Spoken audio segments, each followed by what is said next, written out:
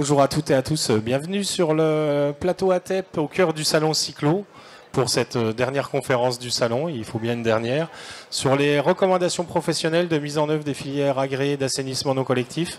Donc on va vous présenter là une démarche collective qui a été réalisée par un certain nombre d'acteurs de la profession pour encadrer la mise en œuvre des produits, notamment dans les objectifs assurantiels. Donc tout d'abord, c'est quoi les professionnels de l'ANC? C'est un cadre d'échange et de travail en commun entre plusieurs organisations professionnelles pour promouvoir les compétences et les savoir-faire des industriels et des entreprises de l'assainissement non collectif.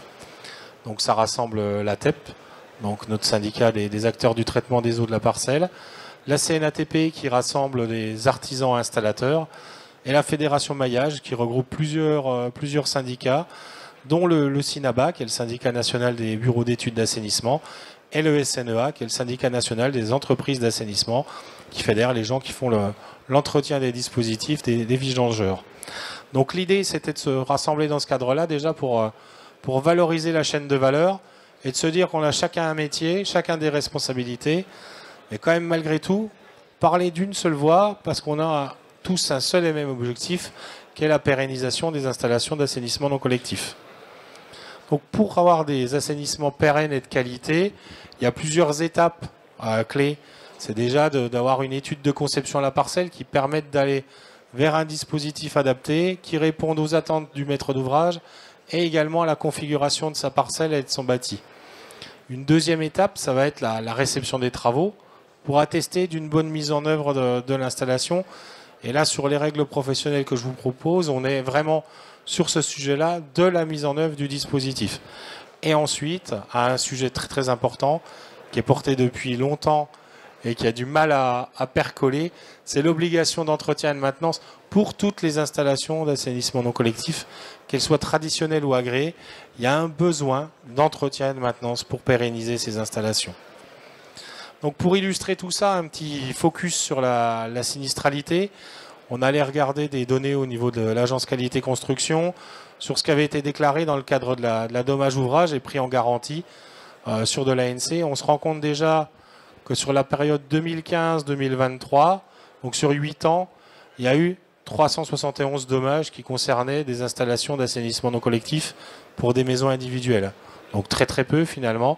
Et sur ces dommages-là, ce qui était intéressant, c'était d'aller regarder quelle était l'origine du sinistre. Et on se rend compte que ce soit en termes de dommages ou en termes de coûts, il y a 30% grosso modo des sinistres qui sont liés à des défauts de mise en œuvre des dispositifs. Donc ce qui fait qu'il y a un besoin d'avoir des documents de référence pour la mise en œuvre de ces assainissements. Donc pour les filières dites traditionnelles, on a un DTU, le NFDTU 64.1, qui est la voie, je dirais, chapeau royal d'avoir un DTU. Ensuite, de manière dégradée, il y a les règles professionnelles. Donc ce sont des documents de règles de l'art établis de façon collective et consensuelle entre les professionnels et ensuite approuvés par l'agence qualité construction qui permet de rentrer dans les référentiels d'assurance. Et il y a la dernière démarche, qui est une démarche individuelle et volontaire de chaque industriel, qui est la démarche d'avis technique et de documents techniques d'application. Donc l'historique de notre démarche, c'était dès 2019, en fait, quand a été lancée la révision du DTU 64.1, on s'est dit, mais pourquoi ne pas profiter de cette révision des filières traditionnelles pour y intégrer les filières agréées? Donc c'est une demande qu'on a formulée. L'intégration n'a pas été validée par l'instance qui chapeaute la feuille de route du DTU, le GC Norbat, et ça n'a pas été inscrit au programme de révision. Donc la case DTU n'a pas été la case, du coup, choisie en 2019. Donc il fallait trouver une autre solution pour encadrer les règles de mise en œuvre des filières agréées. Donc dès 2020, du coup, il y a eu la réflexion qui s'est initiée chez les pros de l'ANC pour aller vers la rédaction de règles professionnelles, et le travail a démarré. Donc ce qui a abouti à 2022 à un élargissement du comité de rédaction du document, puisqu'on avait bien avancé dans le document et on s'est dit qu'il faut fédérer encore plus et associer pour faire reconnaître, connaître et additionner les expertises pour rédiger ces règles. Donc on a sollicité les organismes notifiés et également d'autres organisations professionnelles pour venir se mettre en plus du tour de table des pros de l'ANC, et ça nous a permis d'intégrer le CERIB, Centre d'études et de recherche de l'industrie du béton, qui est un organisme notifié à participer aux travaux, et également la CAPEB, donc la Confédération des artisans du bâtiment, qui est venue apporter un poids, une expertise supplémentaire à cette rédaction-là. Ce qui a fait que dès 2023, la CAPEB a informé la QC de ce travail collectif, et on a abouti en juillet 2024 à la publication d'un premier document, pas sous forme de règles professionnelles, mais sous forme de recommandations professionnelles, où on a lancé une consultation de Filiance, qui est une organisation professionnelle des organismes de contrôle du bâtiment, et de la FFB, pour obtenir leur avis et leur accord pour passer à l'étape suivante, qui était l'étape de reconnaissance à la QC et d'acceptation du document sous forme de règles professionnelles.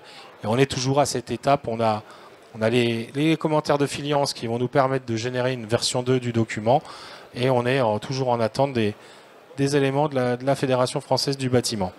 Comment a été rédigé ce document? Donc en fait, c'est important de souligner que c'est une démarche collective. C'est-à-dire que tous les acteurs de la chaîne de valeur de la profession ont venu apporter leur expertise pour rédiger ces recommandations professionnelles.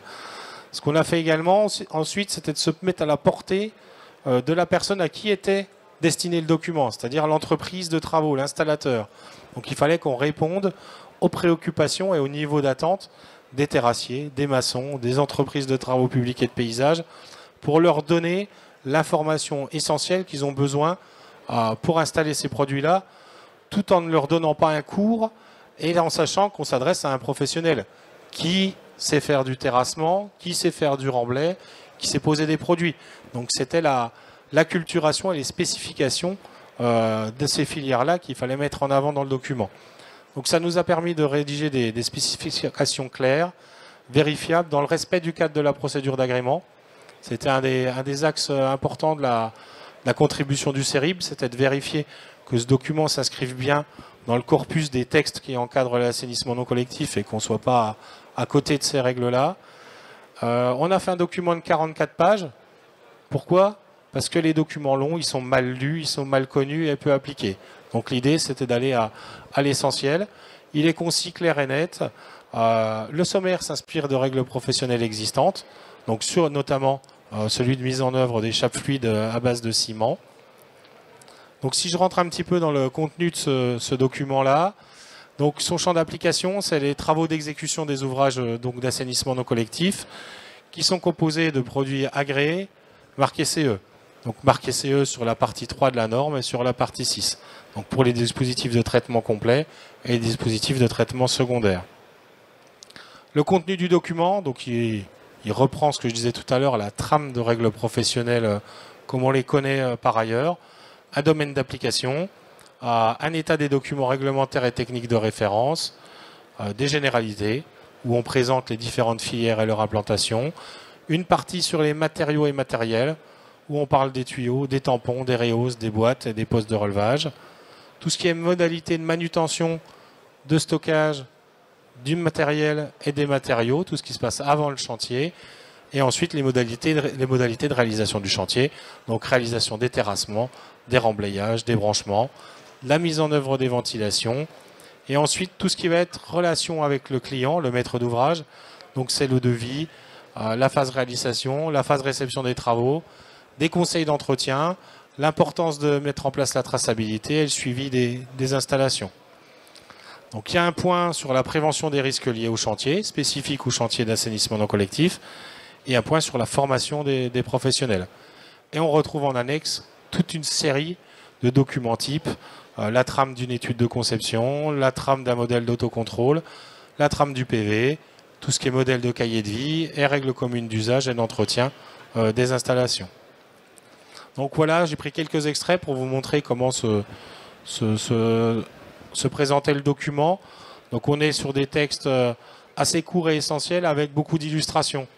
On illustre l'implantation avec des distances informatives d'implantation. On voit les modalités de remblayage où on va sur le remblayage, la mise en avant des matériaux à utiliser, des photos qui illustrent.